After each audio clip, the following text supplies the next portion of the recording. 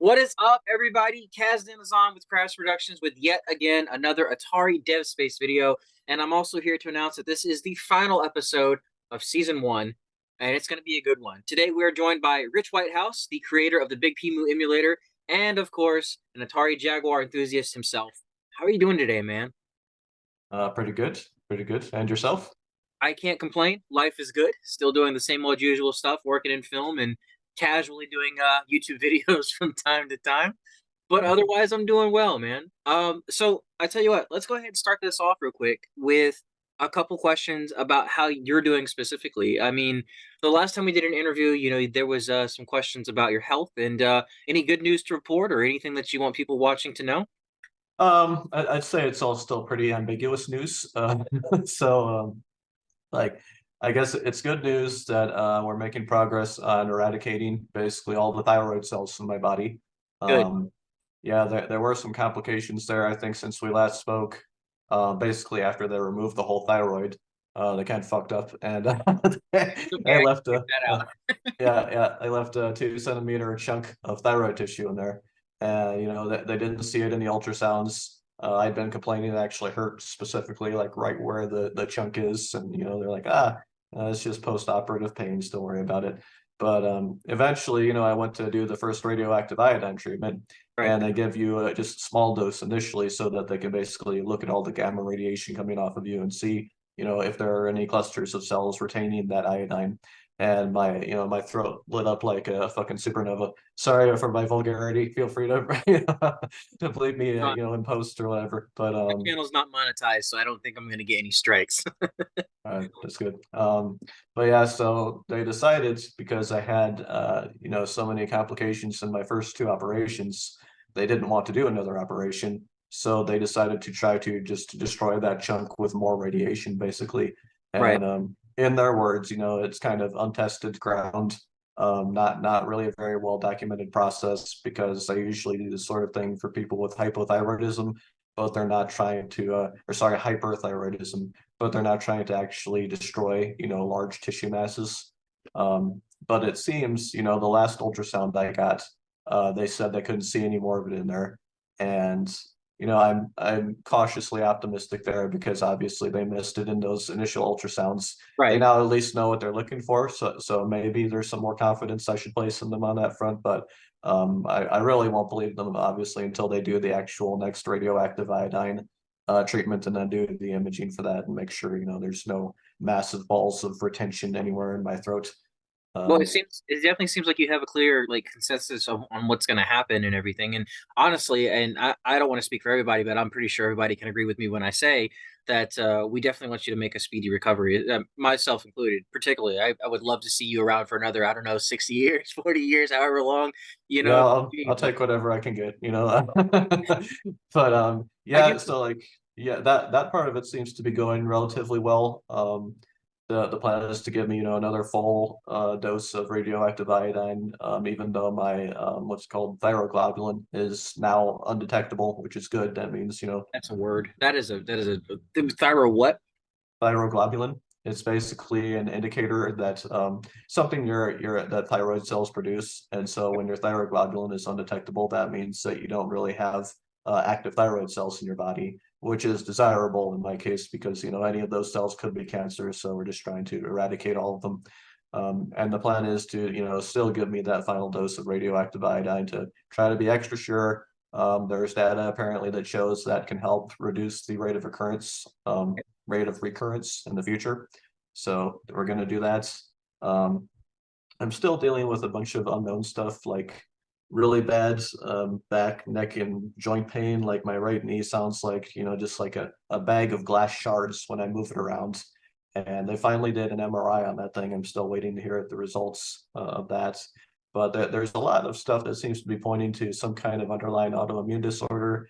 I've been seeing a rheumatologist, and they're kind of like, I'm arguing a bit back and forth with them on like the criteria for diagnosing lupus, because I think I could probably meet criteria for a functional lupus at this point with the match of all the symptoms. And it gets a little bit complicated when you're talking about whether it's possible to diagnose lupus in any form without an anti-nuclear antibody test. And whether the patient has received any immunosuppressant treatments or anything like that recently also factors into it.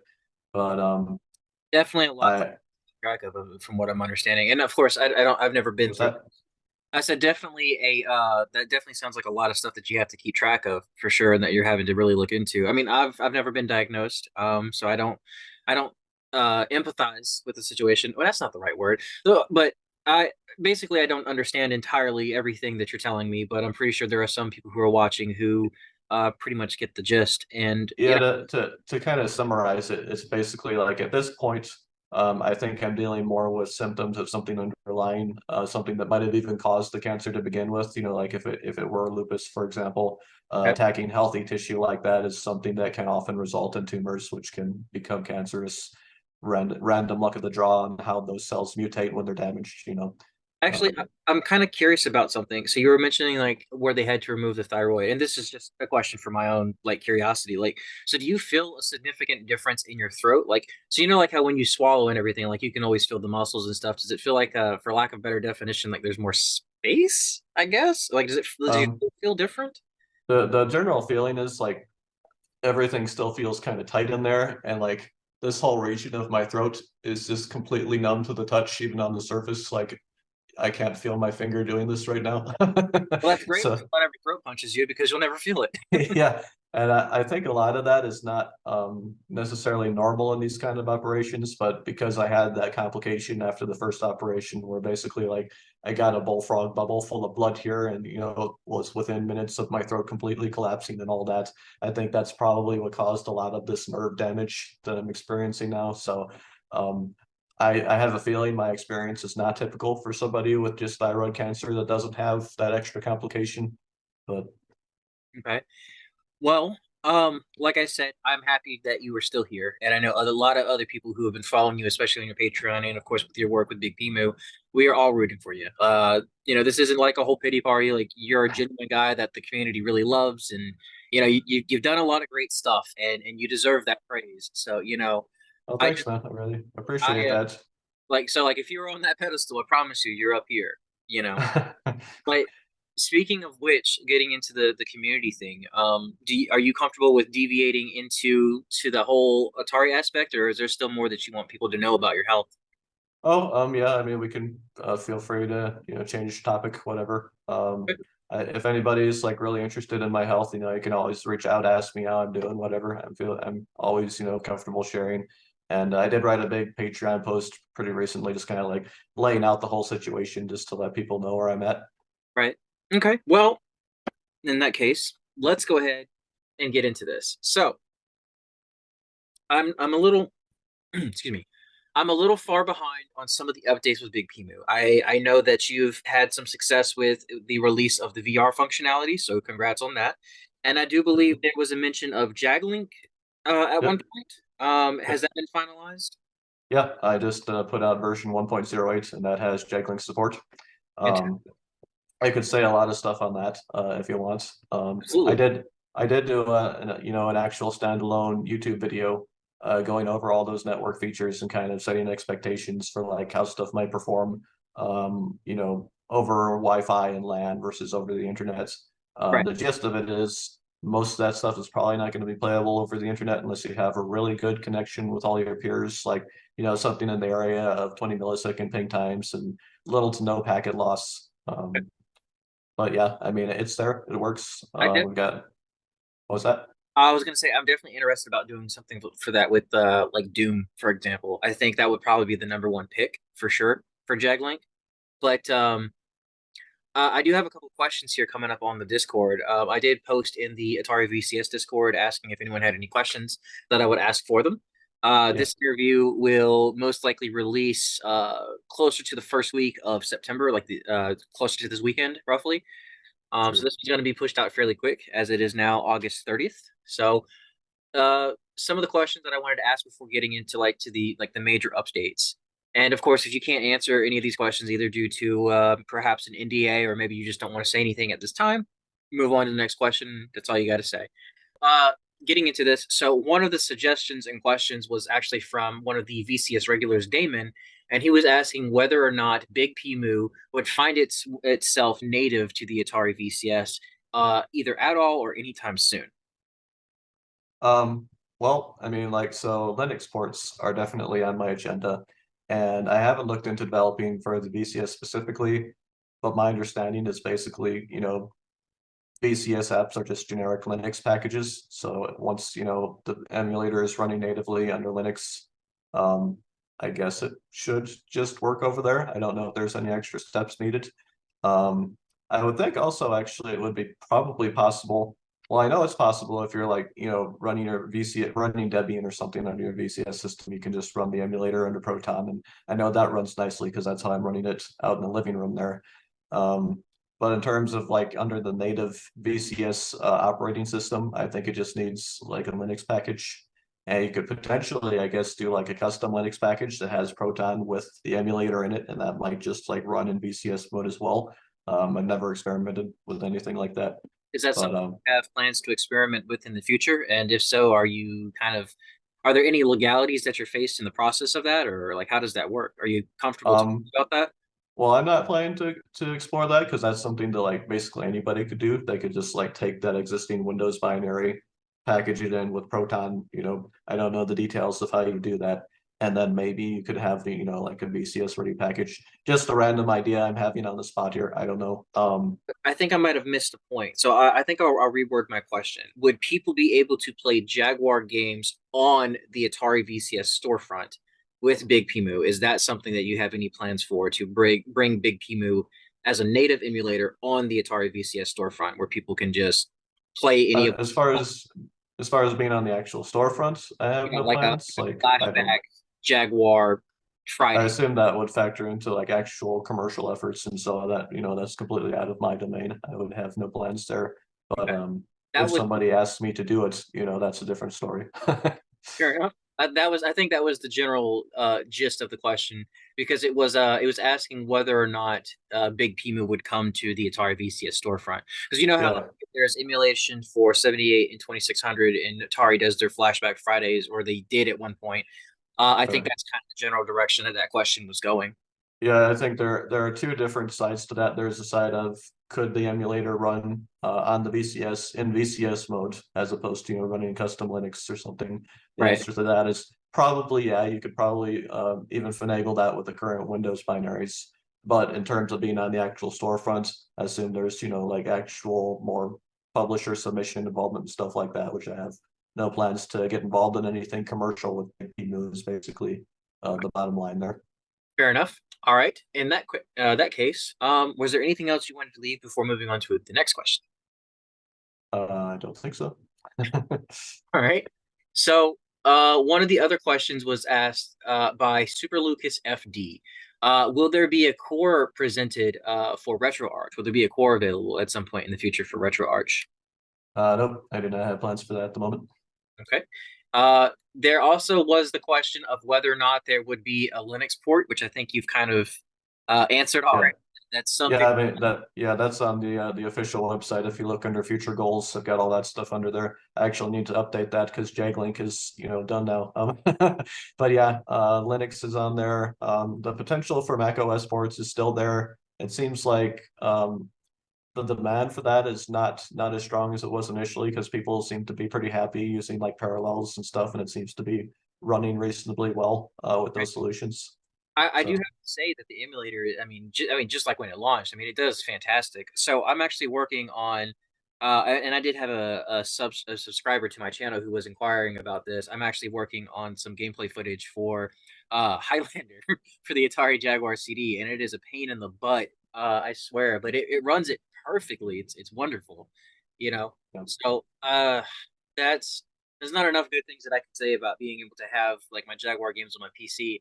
And although I have my Jaguar sitting off in the corner over here with my vast collections of carts and a full CD collection, I haven't had a need to touch it lately. So I need to clean it off and give it a good playthrough as it's intended.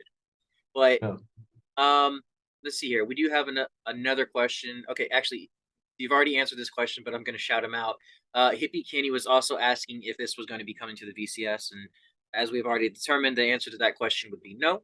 Uh, M.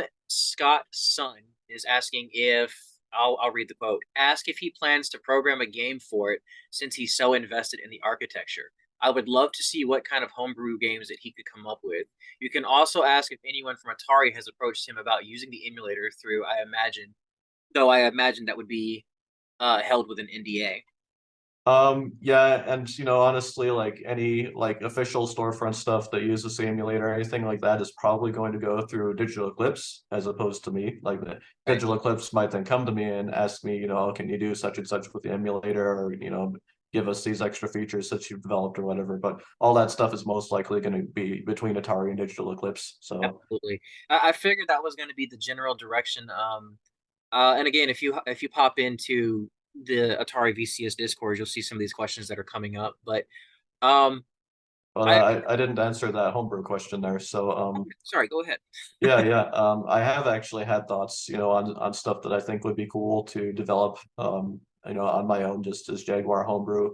Um, Usually that comes down to, asking those opportunity cost questions to myself and figuring out like, do I want to invest time in this? Do I want to invest time in, the emulator or more functionality for the emulator, other Right. projects perhaps? But yeah, I mean, it does definitely interest me. I like the idea. I think that, for example, you could do, straight up Castlevania Symphony of the Night is a game that could run great on the Jaguar, Oh, for and sure. that one keeps popping out to me as like, yeah, you could do like a really cool Symphony of the Night clone, really fast action, I mean, balance that blur use with the object processor, get the most performance out of it.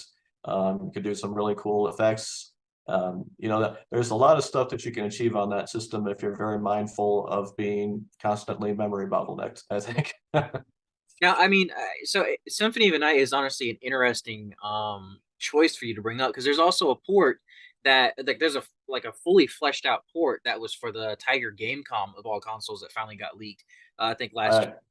I I don't think it was fully fleshed out, but yeah, I I did mean, see it. from what I understood, it's a fully functional game. I could be wrong. I don't want to. I think it is, yeah, you're right. It is functional, but it's basically like a game in the spirit of Symphony of the Night, adapting like a lot of the graphics and gameplay and stuff. But it's like it's pretty different from what I've seen of it, at least. Like I've only seen video footage of it. I haven't actually played it, but Gotcha. I mean, you got to appreciate. And I know we're deviating from the conversation here. You have to kind of appreciate some of the things that people had managed to pull off for the Tiger Gamecom. I mean, Resident Evil 2 is a prime example, and even Duke Nukem. And although Duke Nukem's not great on the Gamecom, I have to admit that the Resident Evil port is quite ambitious. Like, I mean, even with the tank no. controls, like it's fully playable. You can beat it in an hour, but it's obviously missing a large handful of content. But I mean, it's Resident Evil 2 on the Gamecom. What do you want? Yeah, yeah, there is something kind of, like cute or neat or appealing of like playing, games that you're used to being on I guess, Duke Nukem 3D at the time was, to be run on pretty powerful PC hardware, and Mhm. seeing that running like all dithered down and stuff like that, there's something a little bit satisfying about Yeah, that. sure. I mean, it doesn't get any better than a demake for that. Like, if there was ever a demake for Primal Rage for the Atari Jaguar CD, I think it would be on the Tiger R Zone. But anyways, so let's move on to the next one. I want to go ahead and also again quote Hippie Kinney, who says, "Rich Whitehouse is amazing. God bless him."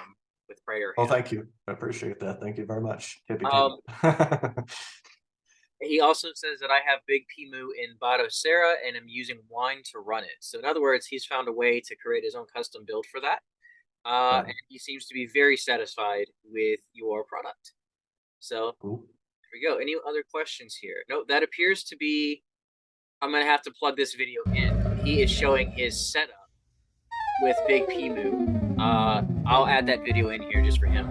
But there are no other questions at this time from the Discord. I will double check, and then I'm gonna ask some questions of myself. Any more Sounds good. questions? Boom. And now we were talking about earlier the process of VR. This is the main question I want to ask you before getting into juggling. So we'd been in communication before about like the whole VR prospect, and I tried to get you in contact with some people who had working prototypes. I never really did touch basis on like what came of that, but uh, without getting too much into that kind of detail, what can you walk us through like the process of what it took to get VR running in BigPEmu? Like how difficult was it for you, do you think? Yeah, sure. So before I started it, I really wanted to get some actual hardware specs for those prototype VR headsets. Fortunately, I wasn't able to get any real good technical details, or like, a breakdown of the components inside those things. Right. It seems like maybe the people that have them are a little bit resistant to breaking them open, which understandable, it's fine. But There's like three of them, I think, floating about, and I think only one of them that's complete with like the sensors and everything. Again, don't quote me. That's what I recollect, but I only know of yeah, complete at this time. that might be right. I was thinking there might be two with sensors out there somewhere, like a red and a blue one. But yeah, you might be right also. I don't know. But yeah, so basically, not having the hardware as a basis for anything, I just kind of reverse engineered Missile Command 3D. It's pretty easy to track down the code where it was reading those I/O ports and figure out exactly what it was expecting to get out of the VR headset. And so reverse engineering that, I figured out how the head tracker is supposed to work. And obviously, Missile Command VR or Missile Command 3D, they didn't implement any form of stereoscopic rendering. And so there was the open question of, were any of the prototype headsets actually capable of stereoscopic rendering? Was that a planned hardware feature? Had it, evolved further toward production? Obviously, I did a lot of work with the Sega VR, which also actually did implement stereoscopic rendering in the title that I was able to get a hold of for it, Nuclear Rush. And so I figured, whether or not those prototypes support any kind of stereoscopic rendering, I would just do that. Why not? So through the BigPEmu scripting system, I basically wrote an implementation of stereoscopic rendering for Missile Command 3D, where I'm, rendering each eye and making sure that game logic doesn't proceed for the second iframe, scanning things out at 30 hertz per eye, doing the actual, camera matrix offsets and transforms for each eye for those VR perspectives. Right. And I was very happy with how that turned out, actually. Just the elegance and simplicity of that script. It's exposed, it's included in BigPEmu if you want to even open it up in Notepad if you're a programmer or whatever. You can probably appreciate like the fact that a script that tiny is providing like such a major component of functionality as stereoscopic rendering. That pleases me, I must say. But yeah, so the head tracker itself was not too hard to reverse engineer and figure out, because that was already implemented in Missile Command. And then you got the stereoscopic rendering as the other part of it. And I actually did reuse a fair bit of my OpenVR implementation from my Sega VR project. Just brought a lot of that code over to BigPEmu and plugged it in. I do remember So you mentioning Sega VR in the last interview we did, which I only looked into that briefly. But I have to ask. So I don't own a VR headset. I had it. Well, we had me and my girlfriend. We had an Oculus. It was primarily hers. I think I tried it on once before we sold it, but yeah. I don't own one specifically. And the question I want to ask in regards to like VR, do you have a set model in mind, or is this implementive to pretty much anything, any kind of VR headset? Like, what do you recommend for the consumer who wants to try this out? I'd say like anything that's compatible with OpenVR is fine. I've got an HTC Vive that I've been using. I'm sure Valve Index is plenty nice experience too.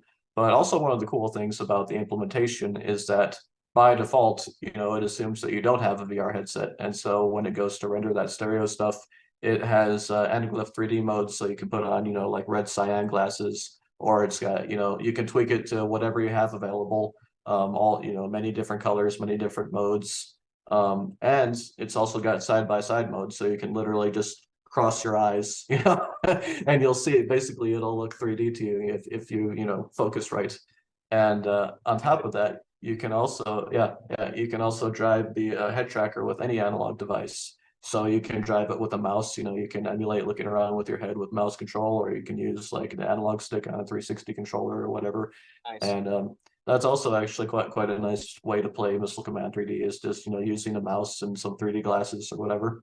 So So we did get hit with a 10-minute timer, and I actually don't want to end this so quickly. Would you be open to doing part two? yeah, sure. Fantastic. Okay. So in that case, I'm going to go ahead and read a couple of things that have just come through. So there's one statement again by Hippie Kenny, says, just let him know how much we appreciate what he's doing, and Big Pimu is awesome, followed by the rock on. Uh, and Thank then you very much. Appreciate it. And then Retroman21 asks, can BigPEmu run on Evercade? Um, Technically, given the specs of the Evercade, I believe it could probably run a good chunk of the cartridge library. I can't recall what the exact clock speed on that thing is. I think it was something in the area of 1 gigahertz, maybe something about that. So yeah, it probably could, but yeah, it would require some port work. And again, if that did happen, I imagine it probably would be between Atari and Digital Clips or something like that. He did just, as of 30 seconds ago, send a follow-up statement. A lot of people asking about Jag stuff on the Evercade. Uh, uh, the wording of that. A lot of people asking about Jag stuff on the Evercade in the community, is what he said. Yeah. And followed by because Jaguar rocks by Happy Kenny. So yeah, it definitely seems like that seems to be like a number one thing for people. What's your take on that right now? Do you think? The Evercade thing? Absolutely, like about Jag. I know you said again it's between Atari and Digital Clips, but is that something you'd Yeah. personally like to see come to the Evercade? Is that if someone Oh approaches? yeah, I mean, yeah, as far as I'm concerned, I'd like to see, Jaguar and everything. So I think technically, yeah, the Evercade specs should be sufficient. You might struggle if you want to run like Jaguar CD games on it, and it might require like some optimizations. Um, like one of the things that you can do is just like if you've got a common DSP program, for example, in an Atari game, you can do some work and basically just like nativize that, make the DSP mostly free. If you're willing to, do work on a per game basis, and doing that kind of thing on the Evercade seems like it would be pretty suited because you have those packages of specific games. So it'd be perfectly, fine to make like little emulator optimizations for those games. There is, and I'm going to get this question in before we run out of time before having to move into the next video. Um, so there was a question that was posed by Neurodancer. And actually, is that how you pronounce his username? Let's make sure I have that correct.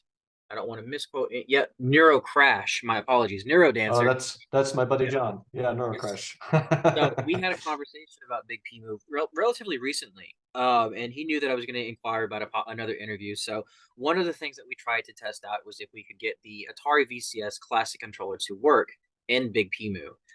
In the Atari 50, you can use the rotary dial, which is fantastic.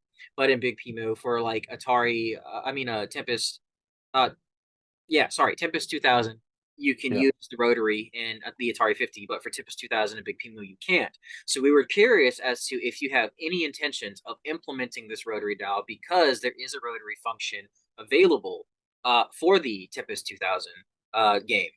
Yeah, I haven't actually looked at that controller, so I don't know how that rotary is registered, if it's considered like a mouse device or an analog or something.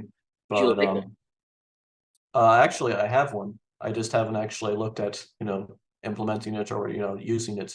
So I seems kind of odd that it doesn't just work because I would think that thing would be either like a mouse or an analog device that you could bind to the analog inputs in BigPEmu. I do know that for when it comes to video game development, which I've briefly mentioned before in the VCS Discord, that I'm trying to learn, and it's very slow paced because I'm not a programmer in the slightest. And you do need something called Rewired in order to get the classic controller to work in Unity. You have to manually input it, especially for the rotary dials. And I haven't tested it out myself, but I do think that it registers on like a 1 X axis or something like that. Like it's 0 to 0.1, so it's like in the decimals is what I was trying to say. Like 0.0001 to one as a solid. Right. But again, I'm not a programmer, so if I work So that terribly, hopefully you yeah, and I mean, basically, like BigPEmu will allow you to bind pretty much any input to an analog input. And so if you can get that rotary recognized by direct input as anything, be it like a mouse axis or some kind of analog input, the emulator should be able to see that, and you should be able to hook that up to the binds. So now I will I can take a look at it. I mean, it might just work. It might just be a matter of like you've got to set it up in a specific way in the emulator or something. I will say this. So I was able to register the corner button, the A button, and the Atari button as my A, B, and C. And I was Yeah, also able to have my options menu, and I could, up, down, left, right with the controller, which was right. interesting because I was even surprised that that worked. I mean, I understand like the input methods for this is just like any other, traditional controller from the 90s. You just got your traditional D pad, your A, your B, your C, and Everything else Yeah, is I mean, to start, you know. basically all that stuff works under something called the human interface device protocol. And so if it's got a human interface device protocol, direct input will look at it, it'll report to the application all the potential inputs and everything. And BigPEmu is basically set up so that it can, recognize any of those possible inputs as anything, be it a digital or an analog input to the Jaguar. And so I would imagine there's some issue with that, the rotary control not being recognized by direct input as any particular thing, or maybe there's some oddity where it's a completely separate device or a mouse device or something. But anyway, it should in theory work as long as direct input can recognize that thing. If on the other hand, it's got some kind of special functionality where maybe it's only working through X input and that thing is recognized as some kind of analog axis on, an Xbox controller, and that's how that's handled. Maybe that could be the issue because BigPEmu uses direct input. A lot of other things use X input, or they use a combination of direct input and X input, or the newer raw input, or Windows input is a garbage situation. I'll say that. So we are gonna get hit with a 2 minute mark here, and then it's gonna force us out. So here's what I'm gonna do. We can continue this into part two, or we can start talking more into JagLink once we start part two. So are you comfortable ending it now, waiting 5 minutes for the video to export, and hop into another Zoom call? Sure. Yeah, sounds Fantastic. good. In that case, we're gonna end up blending these two episodes together. So like, there's gonna be like a really strange sudden cut, but Sure. so we just took a picture. Obviously, I'm going to send this to Discord. But there is a singer that you remind me of with this haircut, and it's he made a song called "Mixed Messages." Are you familiar with it? It was like a viral comedy song. Uh, Nope. I think his name is Tom Kennedy, and if I find it, I'm gonna send you the song. But you look just like him with the haircut, looking all suave and Slavic. Well, thank you. So let me go ahead and send this to the people real quick. By the way, guys, welcome back. This is part two of interview with Rich Whitehouse and the final episode of season one of the Atari Dev Space. Thank you guys for so much of your support and being here to view this. Uh, I lost my train of thought, but oh well, here we go. We do have some more questions, by the way. So now, there it goes. Let's go ahead and get into this. The last part, we were talking roughly about the classic controller and implementation and how like inputs respond and so on and so forth. Did you have any other thoughts that you wanted to add before moving on? Not really. But basically, just like that seems like something that should just work, but obviously it's not. So there's probably something weird going on with the direct input not recognizing that rotary is, either a mouse device or an analog intensity or however it should be managing the net. So, yeah, that's probably worth looking it up to my Windows PC and just seeing what it's reporting for that device. Gotcha. So now, obviously, the number one question being whether or not the BigPEmu could come to the Atari VCS, and as we've already confirmed in part one, that it doesn't seem likely. That is solely up to the relations with Digital Eclipse and Atari. But for the sake Yeah. of saying that this question was asked, I at least want to give a quick shout out to Uncle Flip, aka Obsidian Contraption, who said it would be awesome to get the emulator native to the Atari VCS so they can release Jaguar games. Not sure how big in quotation marks it is though in relation to storage. It's the emulator itself is super tiny. It's like maybe 10 megabytes of that, and then you've got the size of the Jaguar ROMs. Right. But yeah, I mean, like, I feel like if I tried to publish BigPEmu on the VCS storefront, that'd probably be stepping on toes somehow. So I would leave that, entirely between those Atari Digital Eclipse relations. And if Digital Eclipse comes to me and asks me to do work for it, I'll be happy to. So Absolutely. No, understand entirely. I'm in no way whatsoever trying to force your hand. I simply want to make sure that everybody gets like their voice or their comment heard. I mean, but again, everything that you've done for the simulator and everything you've done for the community is, like I said, it's a big impact. And there's so many things that people want, and sometimes there are things you just can't give, and that's okay. Maybe one day, maybe not. It all happens, right? yeah, But basically, yeah. so, let's see here. Retro Man did chime back in, and he followed up with, please push if he has any interest of doing something for Jag on the Evercade. I did respond with there's a big segment of for this in part one of the interview, so we've already addressed that. Let's see if there were any other comments. There was not. So in that case, let's move on to one of the biggest features that you have added to BigPEmu. That, of course, being the JagLink support. Walk us through the process of that and like what it took to get that up and running, and how has reception been since its launch? Um, I mean, it seems like a couple of people are playing around with it. I haven't heard a lot of feedback on it. So I don't know if people are quietly playing Battlesphere or Doom sessions or whatever, but it's basically set up so that it should work nicely over a LAN connection. Over the internet, you're probably going to experience problems unless you have a really nice connection. I think I mentioned before, low ping times, little to no packet loss, because basically the way that these games are written, Doom, for example, it is transferring, a byte. It's transmitting a byte over that serial connection.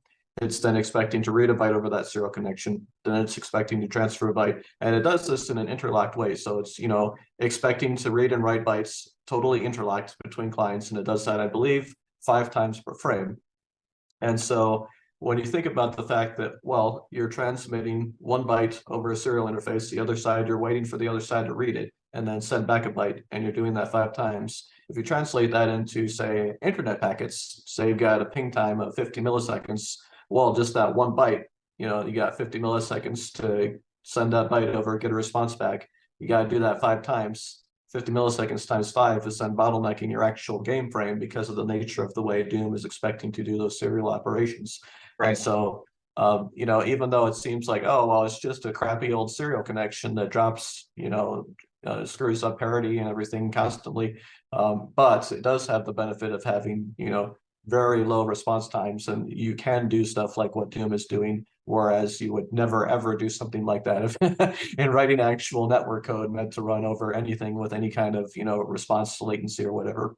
And so it does work very nicely on loopback. I added some special features to the emulator so that you can actually do split screen over your desktop. You have multiple instances of BigPEmu running borderlessly. You can tile them however you want over the desktop and connect locally, so you can have I've had 8-player Battlesphere sessions like that, 4 clients on my desktop, 4 clients on my laptop, and that all seems to be working nicely. Good.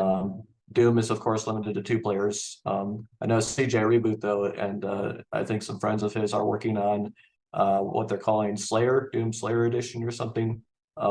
I'm sorry if I'm misquoting or misremembering or whatever, but I think part of that is also including a rewrite of Doom's network code and adding support for more players and stuff.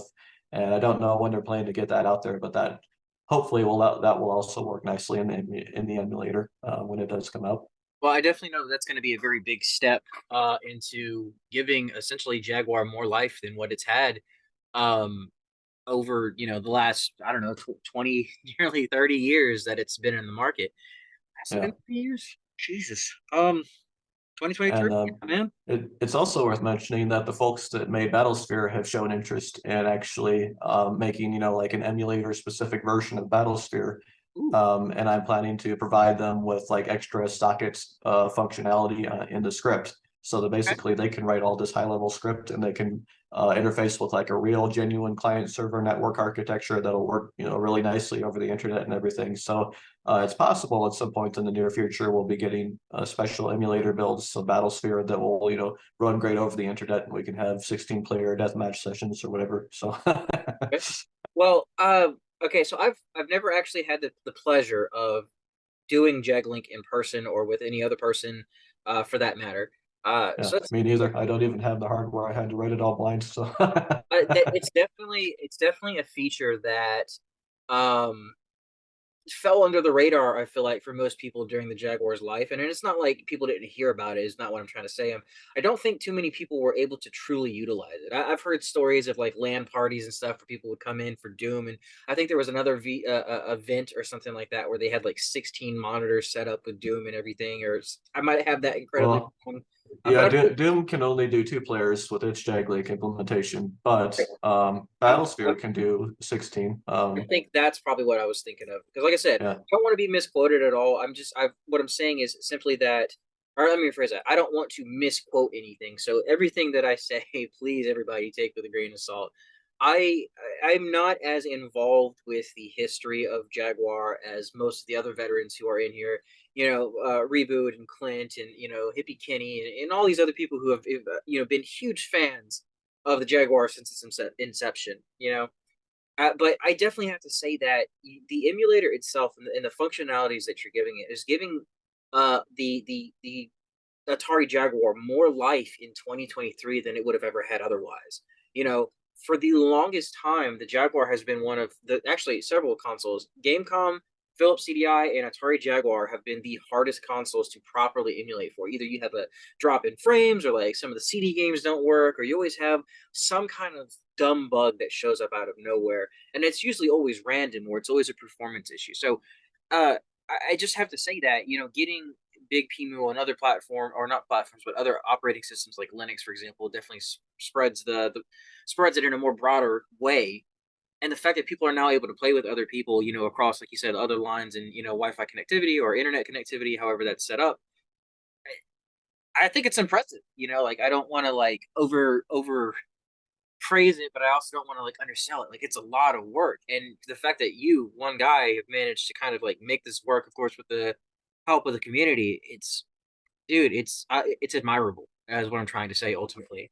Yeah, Yeah, well, thank you. And one of my favorite things that I'm working on right now actually is the scripting system, and that's what's enabling like a lot of interesting functionality. Like, I don't know if you saw, I can't remember if it was after our last review or not, but I did a script for Cybermorph for basically intercepts all the rendering and it renders at native resolution. And so you can render like Cybermorph at actual 1080p and get like nice, multi-sample anti-alias triangles that are like super smooth, super sharp. Um, and that's all thanks to that scripting system that allows you to basically, hook in, override anything you want with any game, add all kinds of potential extended functionality. And I'm planning to continue developing things along those lines so that we can, for example, something crazy like adding multiplayer to Alien versus Predator could be possible through that system. that I'm glad you suggested that because there's a question that popped up that I was waiting for the right time to ask. Do you mind Yeah, if I go ahead and bleed into that real quick? sure. Yeah. So, M. Scottson, hopefully I have his name pronounced correctly. It's Mscottson. Basically was asking about online functionality similar to that of DuckStation for like PlayStation 1.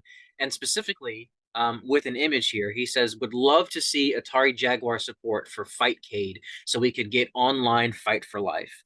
Which of course poses the other question of, like you said, AVP or maybe Kasumi Ninja or Ultra Vortec, or right things like that. So there's a lot of different potential components there. So let me break it down a bit. Okay. Um, so like Ultra Vortex specifically, that one uses a VoIP modem, and I do have some specs for that modem. The document I have specifically states those specs are a work in progress, and so the actual work needs to be done of looking at how Ultra Vortex implements this thing, see if it's using the same communication protocol with the modem that this document outlines. If not, more reverse engineering work is required.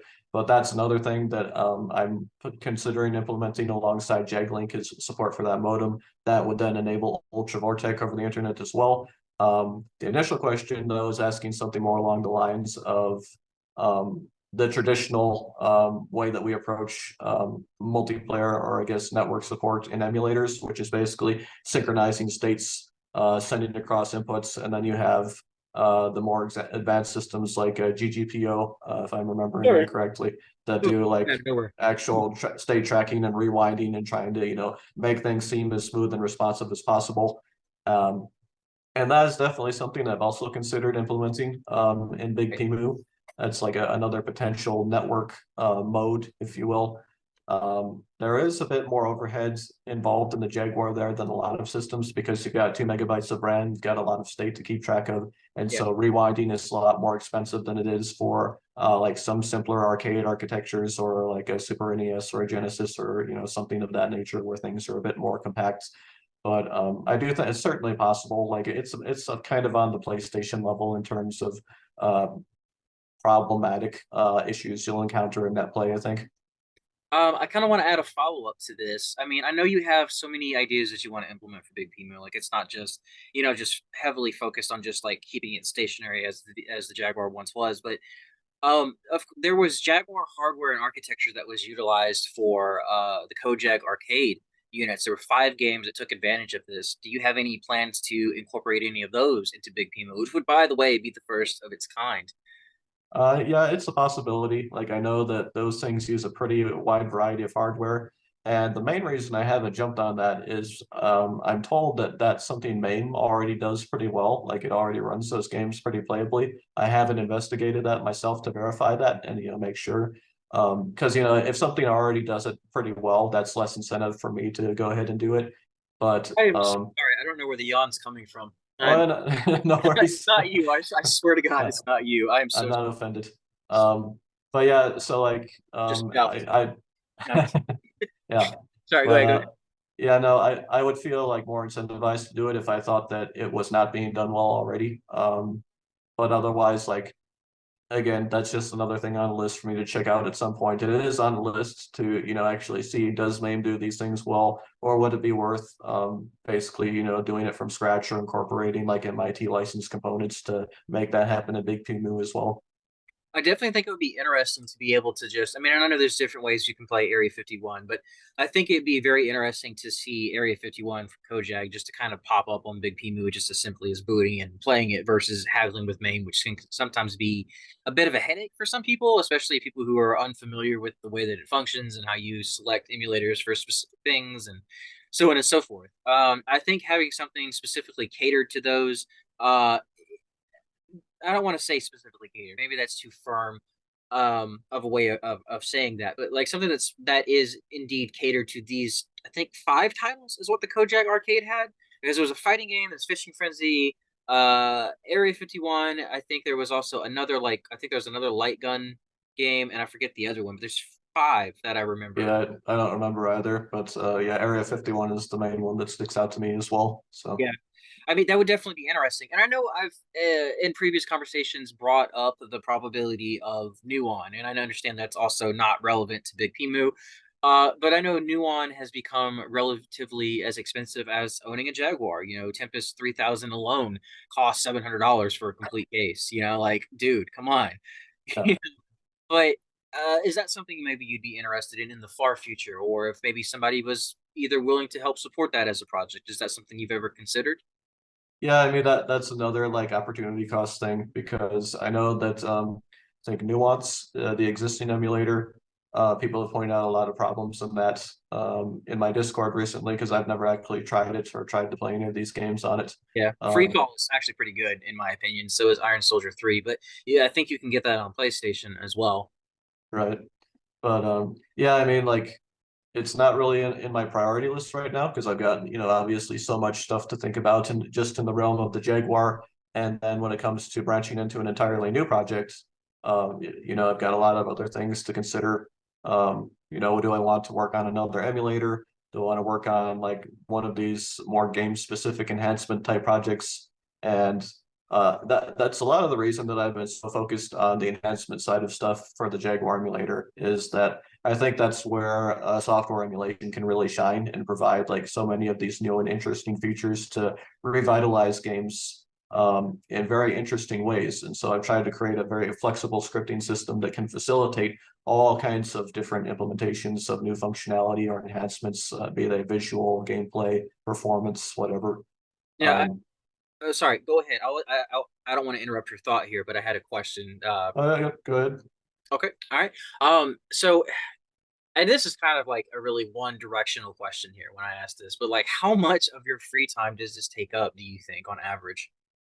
Um, that really kind of depends on my health these days because I am going through like a lot of periods where I get this intense pain in all of my joints, but especially my back and neck, and it just like radiates up through here into the right eye, and it makes like looking at a screen incredibly painful. So I have a lot of days where I basically am just like curled up in pain and suffering. But other days it's not so bad, and so I'll get some coding in. But yeah, I don't know. I quantify it as like maybe average 2 to 4 hours a day, something like that.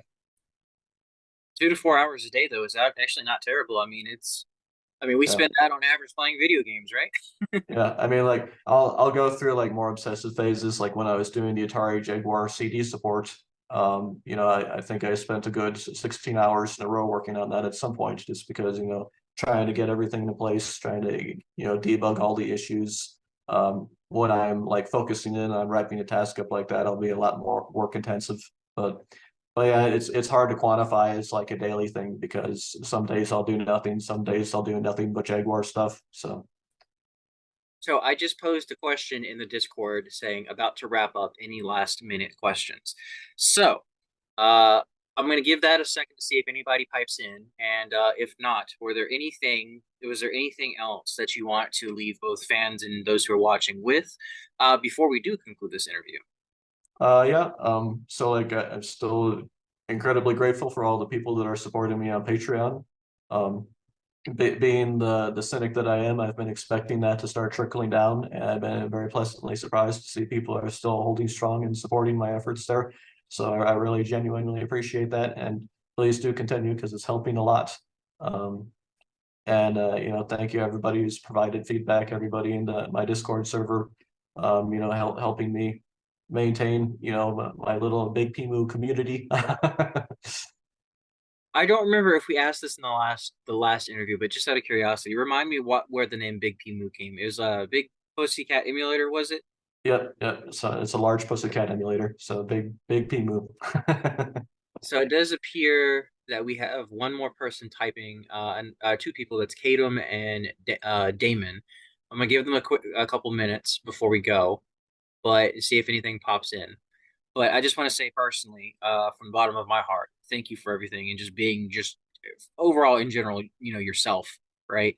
Well, I thanks, don't want man. to I don't want to over or undersell anything, but the fact that you're dedicating all of this time to a project like this, especially with the health defects that are happening right now in your life and life in general, I like I said, it's admirable. There's not enough good things that I can say that might inflate your ego, but I'm saying, man, I appreciate you. Nothing but respect, nothing but love to you and your family.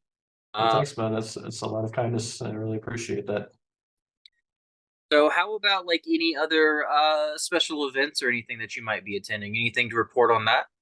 Yeah, I'm going to be doing a panel on Atari Jaguar emulation at Portland Retro Gaming Expo in October. I'll And be there. Let's see, my panel is on Sunday, so that is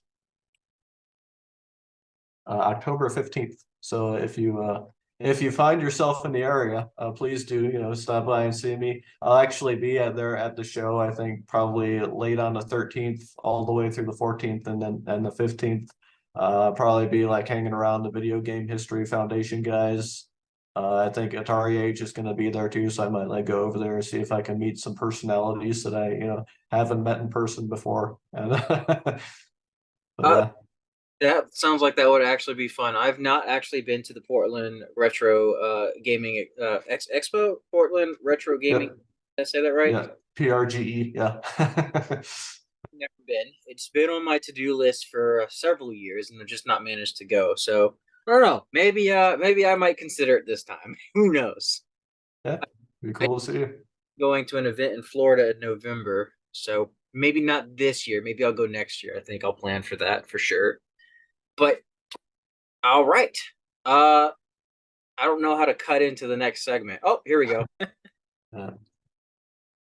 So we do actually have another question here by Hippie Kitty, who we've quoted so many times thus far.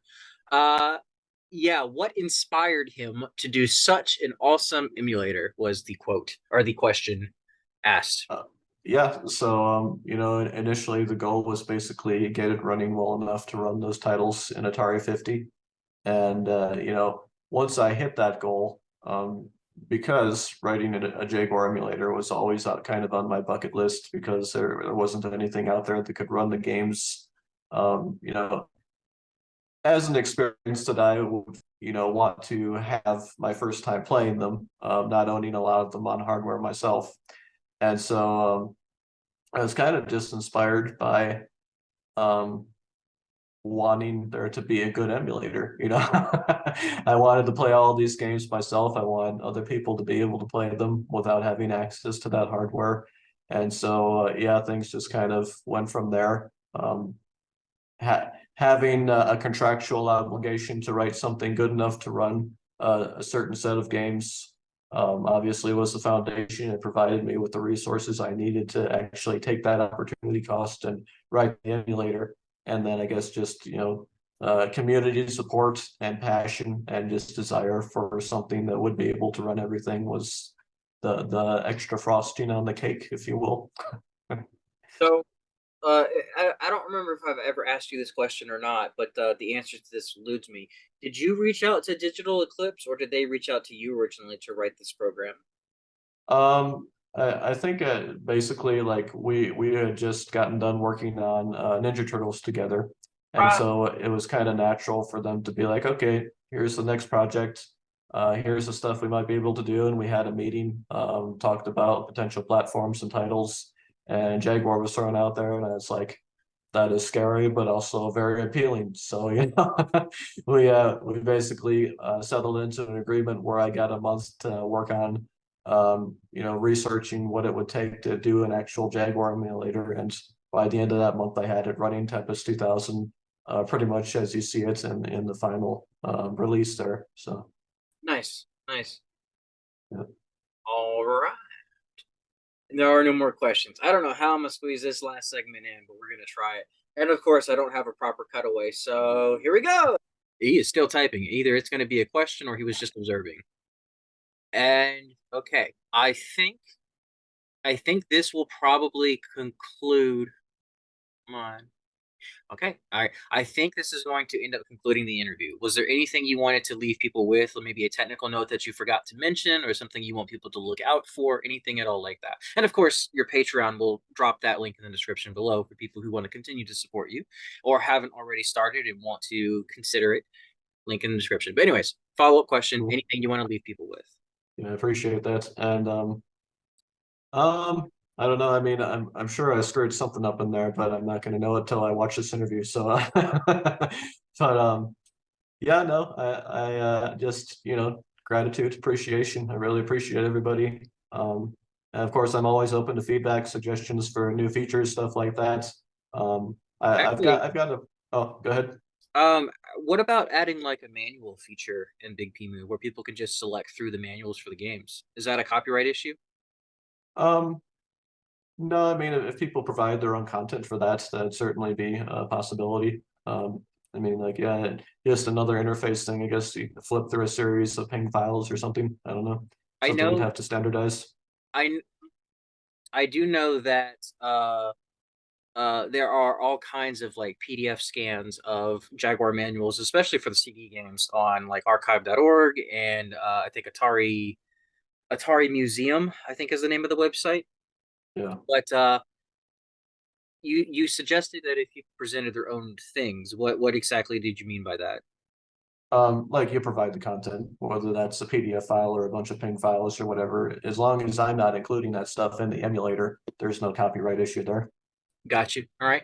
Let me check this last comment here and see if this is relevant. Atari 50 already has one Atari owns. This could open it up for homebrew releases and improvements, though. Ruin a Pinball is unplayable in Atari 50, except I haven't tried it in lower res. Okay, nope. I think that is it. In that case, Rich, thank you so much for, again, everything you do. Thank you for being a part of this interview. And for those of you guys who are watching, I have been Kaz Denizon with Crash Productions, signing off. Thank you guys so much. We'll catch you in the Uh, next one. it's been my pleasure. Thanks, man.